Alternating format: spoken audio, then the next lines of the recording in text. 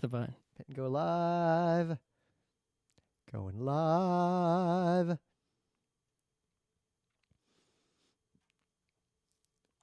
All right. Look back. Here we go. It's Wednesday, October 9th, 2024. I'm Rim.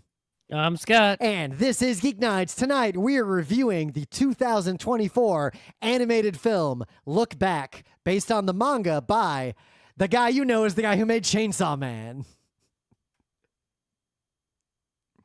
So, we're just right before we did the show, talk a little bit about the Mets, the New York Mets, the baseball team. And I got to say, there's a certain energy in the city. Like when the Yankees are doing well or doing poorly, like there's kind of this consistent baseline Yankees energy in Manhattan where my office is. But when the Mets are doing well in the playoffs, it's like magic. All these people who I have never seen display any piece of Mets merchandise, who have never mentioned baseball. They don't mention the Mets. It doesn't come up. Suddenly, they're all wearing Mets hats. They're all wearing Mets jerseys. I have seen more Mets jerseys in the last 2 days going to work, from work, or being at work than I saw in the rest of this year combined. Yeah, I mean, the thing with baseball, right, is that even if you don't hate it or whatever, right, is that the season is so long. There's games every freaking day, right? So people like a baseball. They'll go to a Mets game, right? It's like that stadium out there, Citi Field, is way bigger than MSG. Yep. And even if it doesn't sell out, there's more people there for a regular season game than there is at MSG for a playoff game for the Knicks or Rangers, just because there's more seats. Yep. But also, they can actually fill most of those seats, right? Even way high up seats where you can barely see anything. And, if you like baseball, but you don't like it so much to where it's your thing, right? And you're way into it, and you're paying attention to all the freaking games all summer long. When they're actually in the playoffs, it's so rare, right? And suddenly now, okay, I can pay it. I don't like baseball enough to pay that much attention, but that's still my team, right? I didn't change, and now they're in the. Now we're really going to pay attention. Yeah, my zip code's got a lot of ones in it. Yeah, and the Mets in particular this season, winning or losing, they're still doing plenty of, they haven't lost completely yet. They're still playing right at this very moment as we record. But they have some sort of, mythologies and lores happening this season that, are making for great drama, regardless of the result. So, it's bringing people in. But, so I gotta, we're gonna have a Geek Nights hiatus during the presidential election because I'm gonna be in London for a thing, and then I'm gonna be in Singapore the week after that for another thing. And I was booking the other day, just recently, I was booking my flight back from Singapore, and Singapore to New York is a very long distance. So I'm booking it, and I don't think much about it. And then I look and I realize that what got booked through the work thing is like a flight number that I didn't recognize, like. It's definitely a finance bro thing and a rich person thing where you know specific flight numbers, like just off the top of your head, like, oh, that's a good flight to London. Like that's a thing I've encountered in my career. But yeah, I mean, if you fly frequently, eventually you'd memorize like, oh yeah, the flight that I use to go to London every week is, this D whatever 300. Well, just like using the Metro North, like, oh yeah, gate 17 is where, like track 17 is where my train that I usually take is usually at. Right, but I don't know if the train runs have numbers, they don't show them, right? They do. They're available, but they don't matter. Like every Metro North train is the same. It's not like, well, that's the better Metro North train. Right. But like if there's 2 flights from New York to Boston every day, it's going to be like, NB1 and NB2, or I don't know. That's not the number. It wouldn't, but get the idea. So, but then I noticed it says the flight is 18 hours, and that's shorter than I remember that trip being, because I haven't been to Singapore in a while.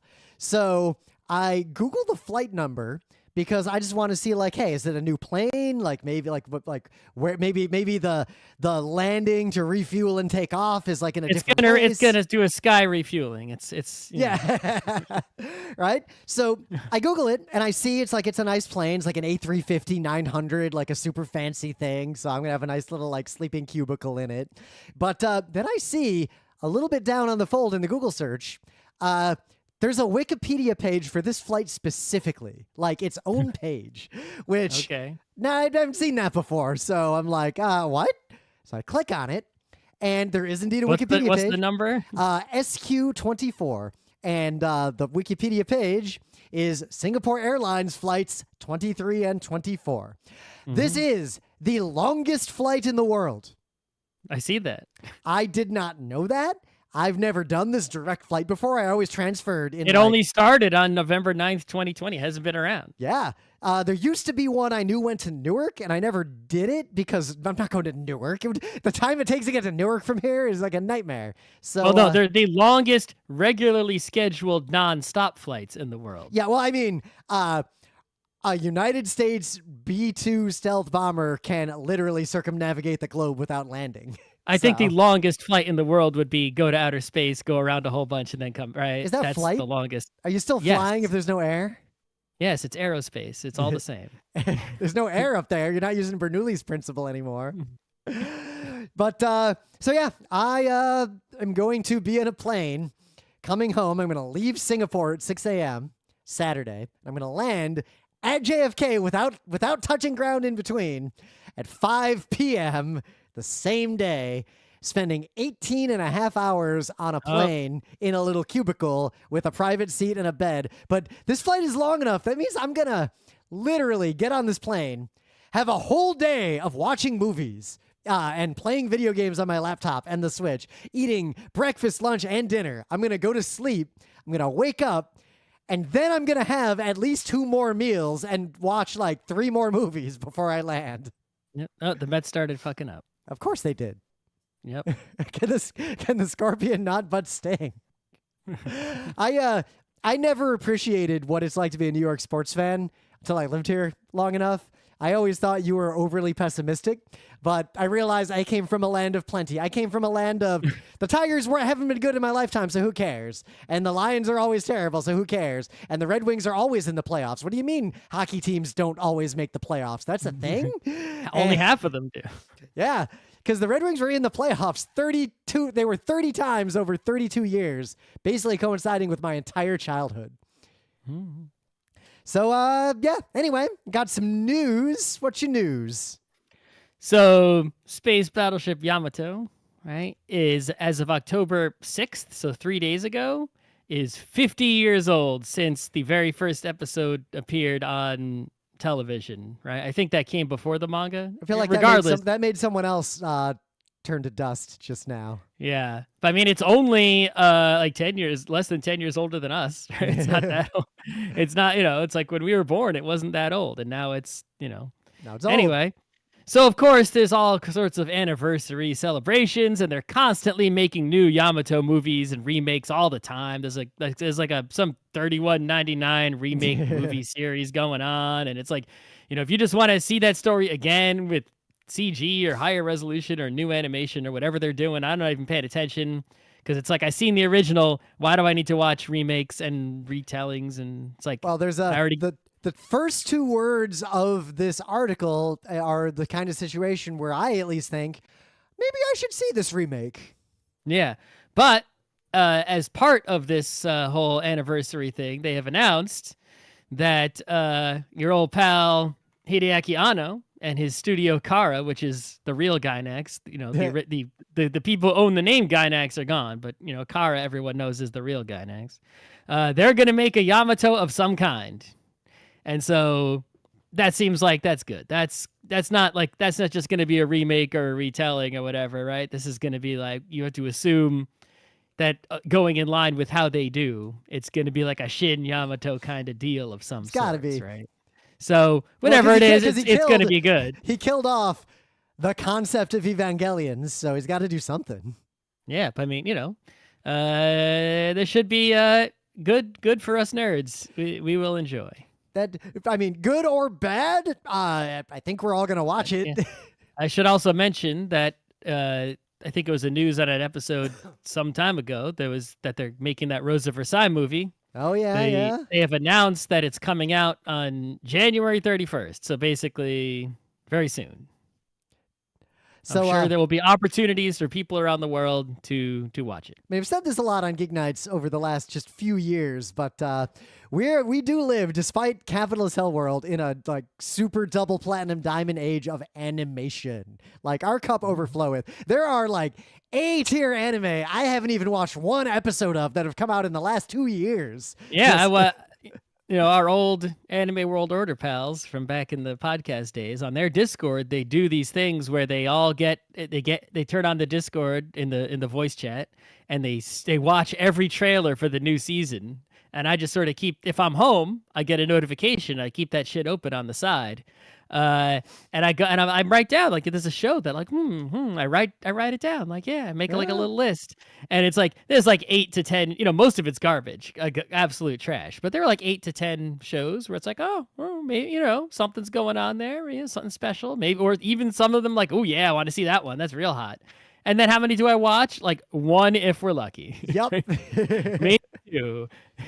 So speaking of one that I haven't actually engaged with yet. So if you don't remember, Junji Ito's Uzumaki Yep. has an anime, and that was, I think, my personal hype machine for that was maxed out. And even then, I didn't like engage. I mean, with it the trailer is gonna max out your hype machine just based on the fact that it looks like manga that's moving. Yep. So there is actually some ridiculous drama that has unfolded around this, and we don't know all the details. Supposedly, after like 2 episodes, the animation quality like drops off to embarrassingly fucking bad.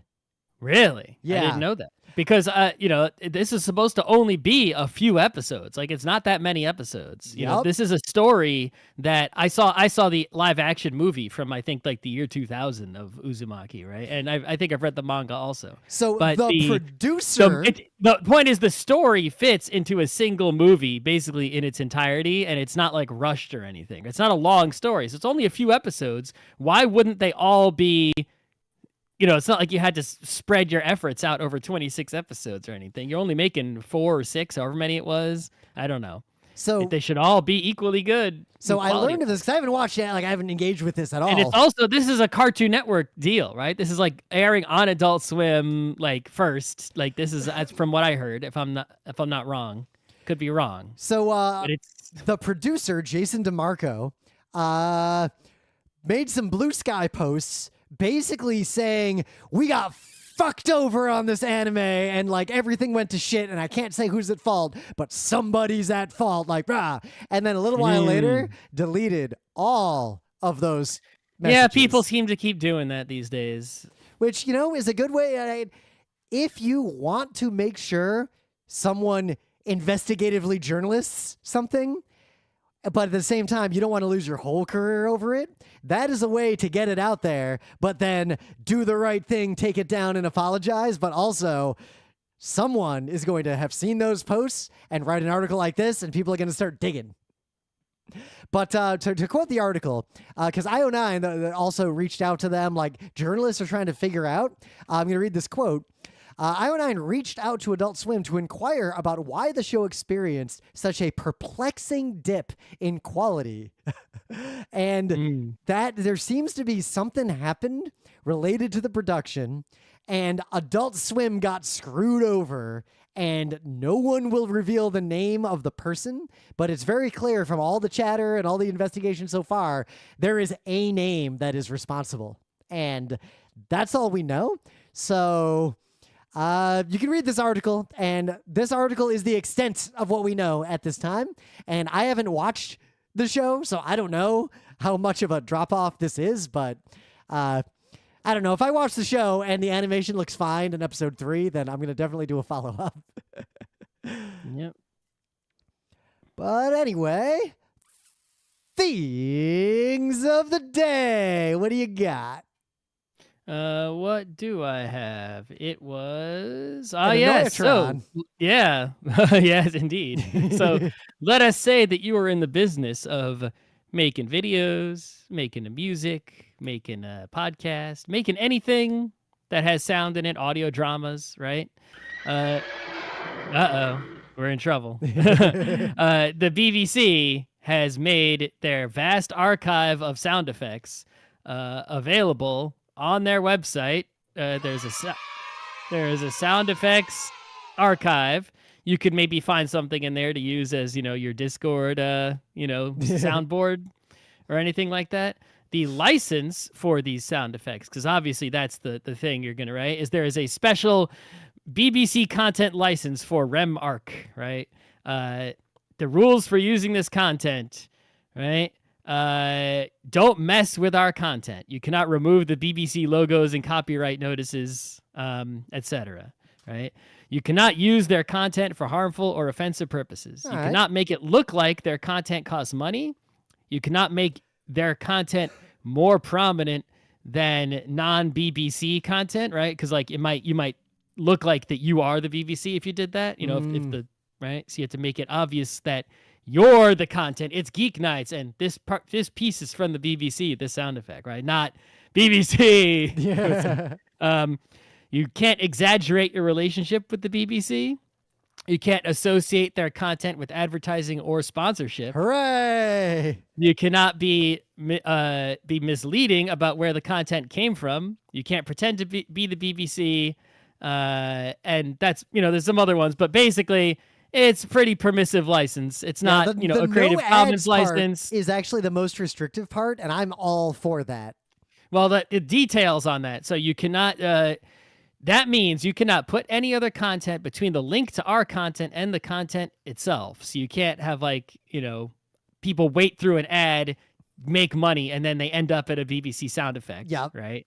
You can't put ads next to or over their content. You can't put ads in a web page or app that contain mostly our content. So you can't be like, here's my better user interface for browsing the BBC sound effects archive. Ads. You can't do that. But you could have a web page that happens to have a BBC sound effect on it that also has a banner ad, and that's probably fine. And you cannot put ads related to their subject alongside our content. So you can't, for example, take a sound effect of a horse like Rim used and put it next to horse ads. Can't do that. And it says you also can't add extra content that means you'd earn money from our content. Okay. Well, I'm not going to do any of those things. But if you want to just use these sound effects in a podcast or a song or something, and you give them credit, you're probably going to be fine. It's cool stuff. So my thing of the day is, so if you don't ski or snowboard, then you will live longer. Actually, the statistic, skiing from not and snowboarding crashing into trees is less dangerous than bicycling. It looks like I hit the tree. But you might imagine like you have this vision of what it's like, and one of the visions you have is there's a ski lift, and you ski up in front of a little chair, and then the chair hits your butt and it takes you up the mountain, so you don't have to climb the mountain. There are many other ways to get up the mountain other than chairs or big gondolas that are just like buses on cables that carry you up the mountain. And most of those other ways to get up the mountain are perfectly fine. I want to be clear. I am an expert skier. I've skied a lot. These things are not actually hard to use. However, they have a reputation for being very hard to use. Things like T-bars, button lifts, J-bars. These are all magic carpets. They're all just various contraptions that are not a chair that will get you up the mountain. And the thing about them is they're not actually hard to use, but it is not, shall we say, even remotely obvious how to use them unless you are instructed in their use. There is no intuitive way. I will not blame someone for fucking these things up if they have never encountered them before. You look at some of these things and they're like, what, do I just sit on it? And if you sit on it, you're going to be in a YouTube video. It's going to be great.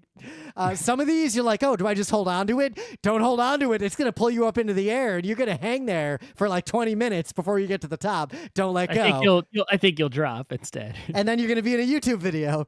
So this video is 5 minutes and 23 seconds of people failing at the more interesting ways to get up a mountain.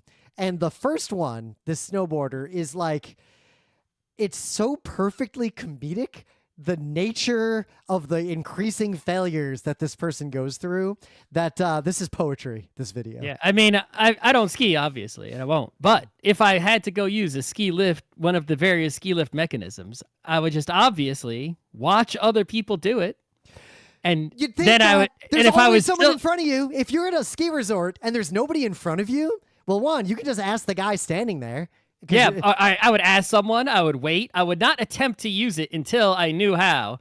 And then I might fail at the execution. Yep. If there is an execution element, I might like try to grab, if it's supposed to be grabbed onto, I might try to grab on and fail to do so. which I've But done. I would at least be attempting the proper technique, even if I fail to execute the proper technique. And I could still end up in YouTube, Yep. but it wouldn't be the kind of YouTube I'm guessing is in your video of people not even doing it remotely close to correct. The worst part about this, I think this video is happening. It looks like Finland is my guess, and they even have a little. At one point, the guy is holding like the mechanism because he just has one laying around, and he walks over and demonstrates how to use it on himself. Then he hands it to the person and like makes them show him the motion, and then he says, "All right, now try the mechanism," and they still fuck it up like catastrophically. I mean, sometimes people are just. I mean, it is a That's how they snowboarder, are. to be fair. All right, let's get right into it because I got a thing. No after meta moment. Oh yeah, meta moment. We're gonna be at PAX Unplugged. It's coming up pretty soon. What are the dates?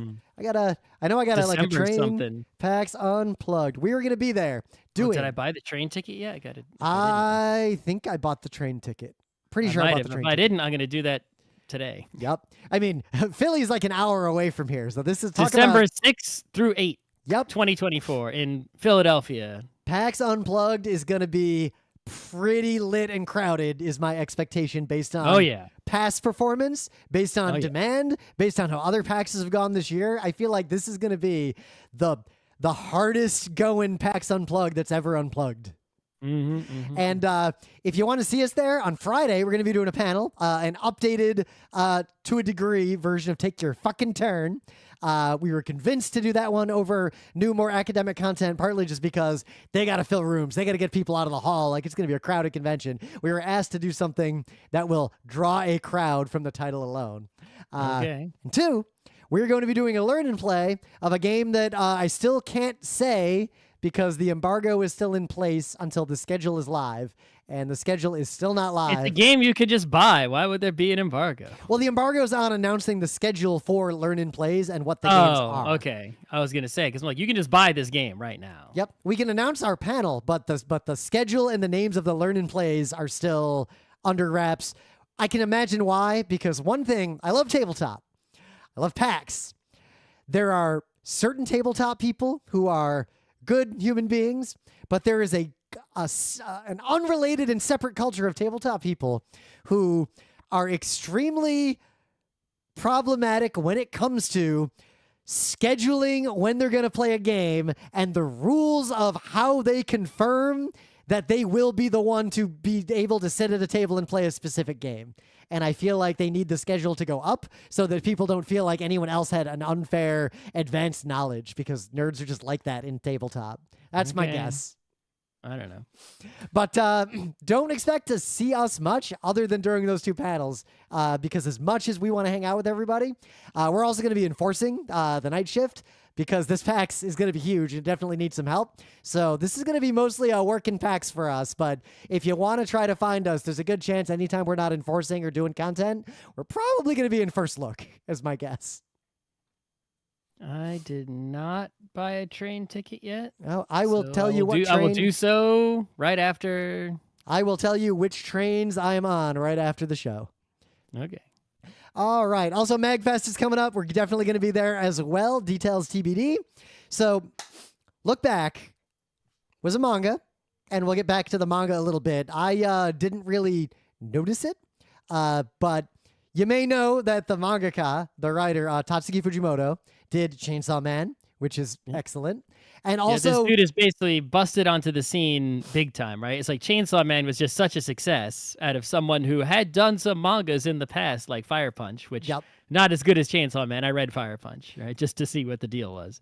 But because their manga was such a big success with Chainsaw Man, all the other things that they've worked on have now gotten, renewed interest and have been published. So we talked about, what's the other one called? Sayonara, Goodbye Eri. Goodbye Eri. That was, Which is, we did a show on that one. I'll link to our review of it. Go read Goodbye Eri. Don't learn anything about it. Just read it with no context. It is great. Like I feel really dumb for not foretelling what was going to be on that last page. Yep. Like I felt really dumb for not seeing that coming. But now we have consumed 3 manga from this person. They haven't done that many. They're basically all hits. But what's notable is that the one we're talking about now, which is the anime we watched, Goodbye Eri and Chainsaw Man, cover a shockingly broad range considering the quality of each of these works in a vacuum. Yeah, usually you see, manga creators who do, some manga people are, they do one thing mostly, right? It's like the One Piece guy, right? Oda, right? That's his name. Yeah. I can't believe I don't know the name. I can't remember the name. He did the One Piece. It is Eiichiro Oda. I knew his name. Okay. I guess you could fairly say the #1 comic creator in all of human history. Yeah. Right? The One Piece guy, Oda.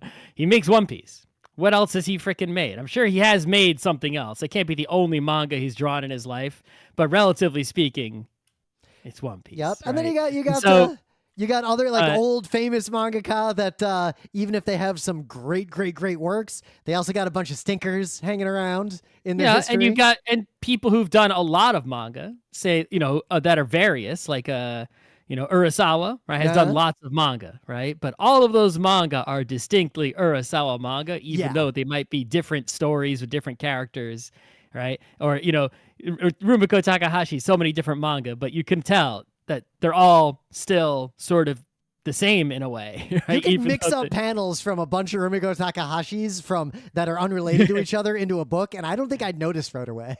Right. But Fujimoto seems to actually make, different manga, right? Like you would not know that the creator of Look Back was the creator of Chainsaw Man, and if nobody told you, right? There isn't sort of like a style or anything like about it that sort of is like a signature, I don't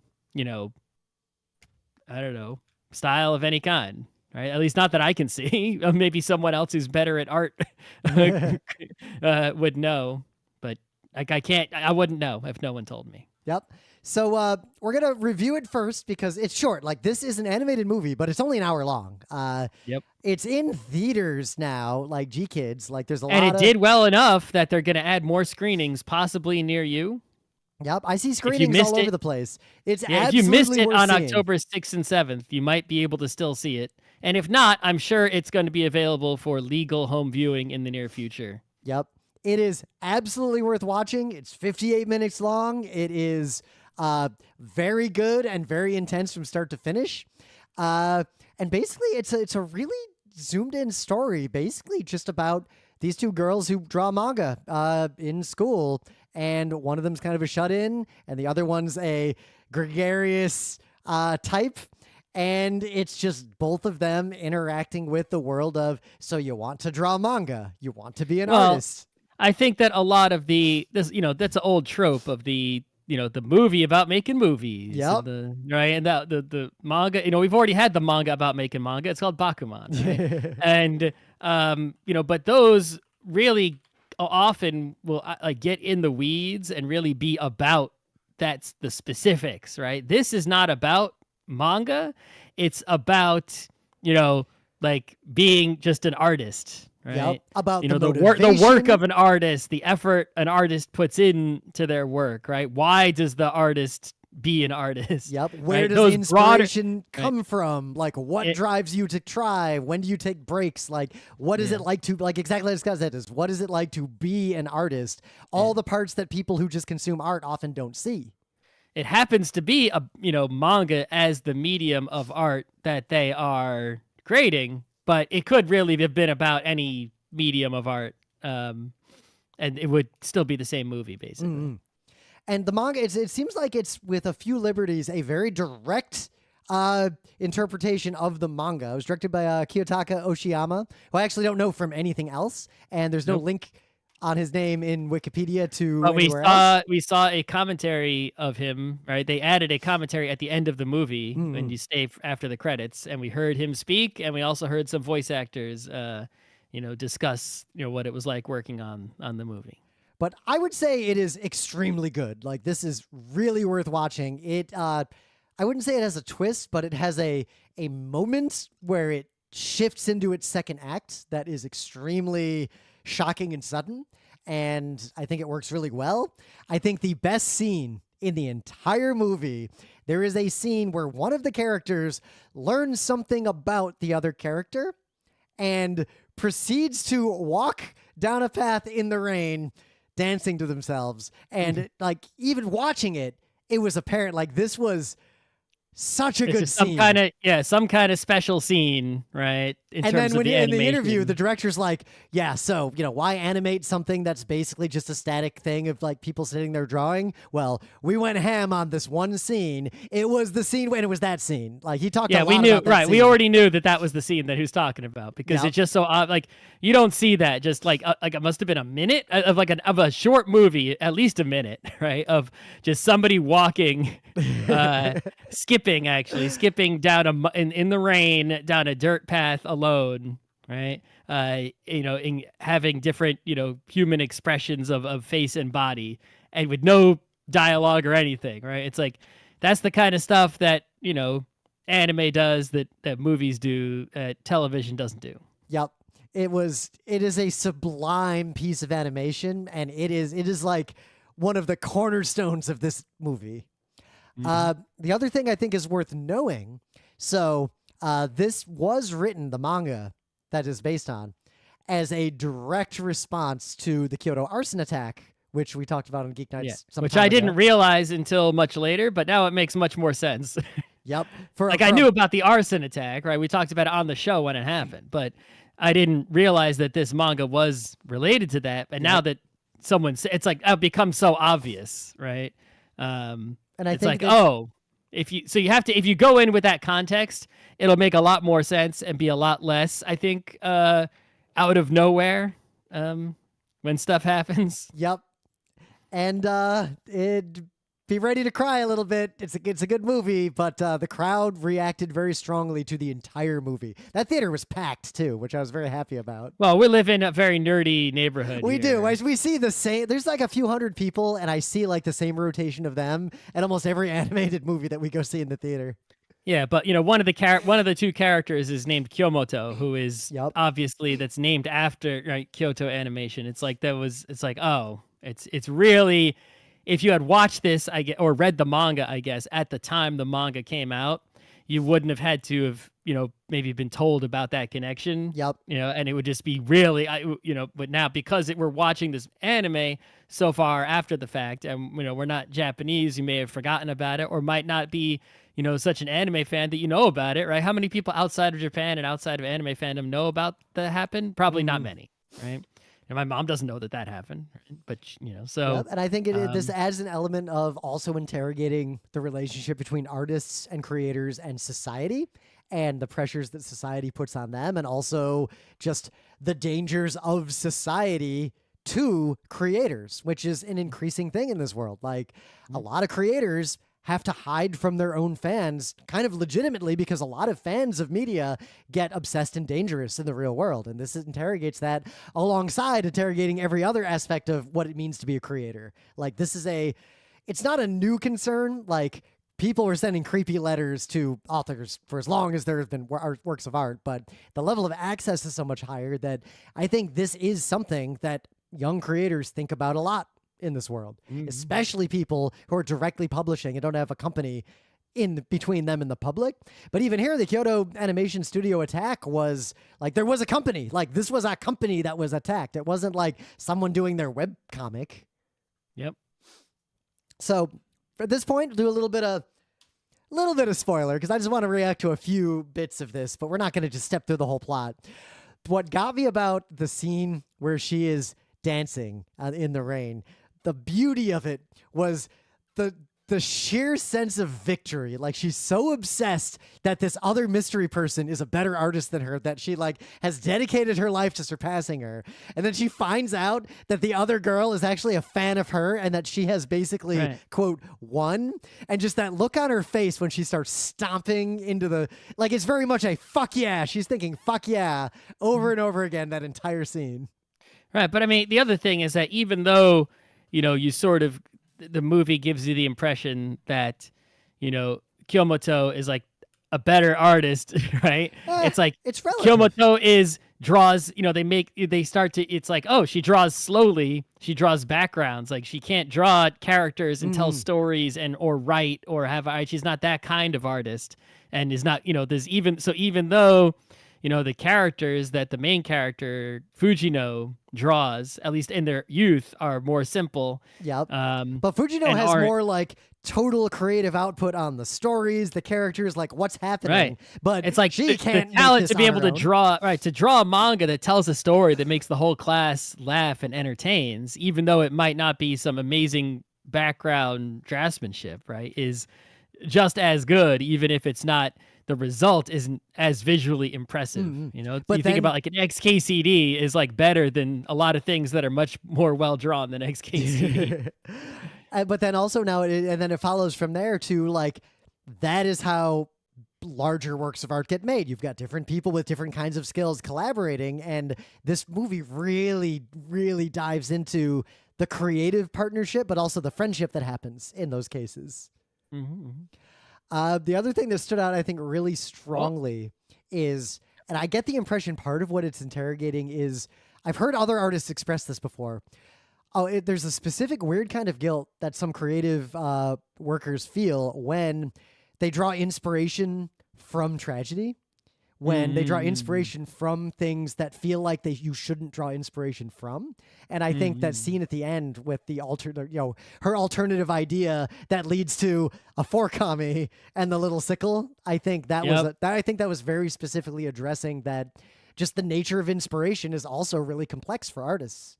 Yeah, I mean, people have, forever been being like, too soon. Yep. Right? It's like when is it too soon? It's like, I don't think it's healthy for, humanity to just ignore, and not, recount the horrible things in human society and our world. Should we only make art of the good things? Then some aliens will come and think, wow, these people, their whole history has just been great. And it's like, but then they look around and everything fucking sucks. And they're like, what's going on here? They're just lying to each other all the time. It's like, it's like, no, we think about some of like the greatest, novels and things, and then we got, movies and all artworks, and it's like, yeah, all these amazing war movies. And it's like, oh yeah, it's an amazing World War II movie. It's like one of the greatest there is. It's like, oh, it's like, yeah, at some point you have to be able to make art of tragic things, and there's no guilt in that as long as you're doing it in an appropriate way. Yep. Or in the very least, in an earnest, good faith way. I think that's you're not, because lying or attempting to change people's memories of what happened, or like, I think it don't was have some really ulterior important motive. that at the end, the little comic she drew was a 4-panel joke. Yep. I think it also really, really, like, it sort of landed on the idea that, like, do you regret bringing your work into the world knowing that a tragedy happened kind of directly because of it being in the world? Sort of. Yeah, but I think the answer is you still have to create. You still should create. Like, you can't just be the hikikomori.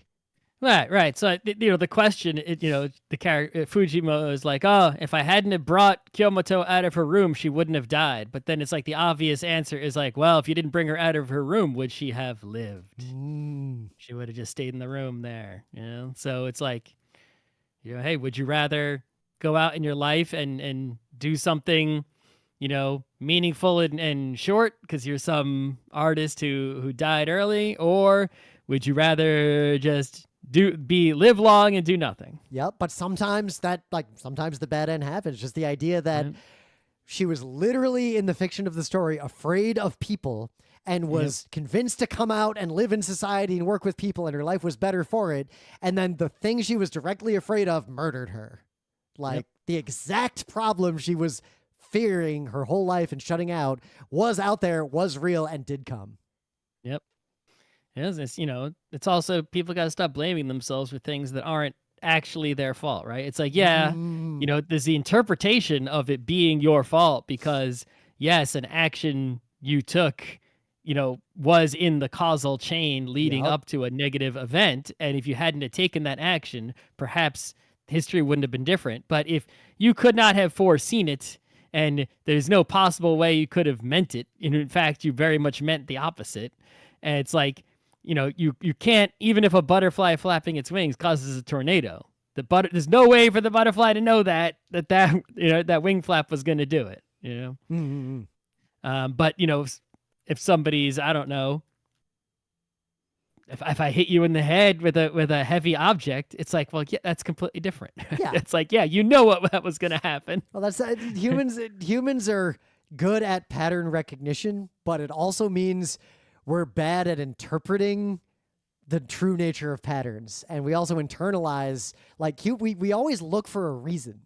And I think this is something that was very important about this, that effectively there was no reason. Like, the reason the crazy guy murdered her had no basis in reality. There was no actual normal causal chain unless you step back to society of a whole. How is this person even out there free being so dangerous? Which is a different kind of conversation. But that's not your fault. Yep. And it's like, oh no, it's like, what if the person got struck by lightning instead? It's like, if I didn't take them out of their house, they wouldn't have been struck by lightning. It's like, well, is the lightning your fault? It's how could you have known? And I think we talked about this while we were having dinner and watching the Mets after the movie, but they're Metsing again. Oh crap. It's I'm shocked. I'm absolutely shocked.